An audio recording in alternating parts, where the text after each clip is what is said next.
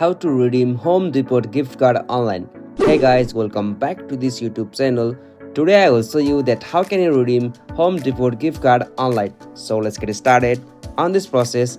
At first you'll have to open any browser on your device, and now from here you'll have to open Home Depot official website. So the URL will be like homedepot.com. So after you open the official website of Home Depot, you will see such interface. So from here you'll have to choose one product from here, or you can also go to your cart section. So simply tap on the cart icon just at the top right corner.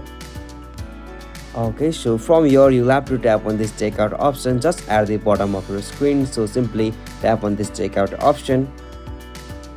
Alright, so now from this section you'll have to provide your email address here, and after you provide the email address you'll have to just tap on this continue option, and from there you'll be able to add your credit card or debit card to start the payment. So from there make sure that you have completed all of the procedure from there, and on the other hand you'll get options like gift cards. So simply you have to go that option, and from there you'll have to provide your gift card number and pin. So after you done this, from there you'll be able to redeem Home Depot gift card online. So this is the easiest and simplest method.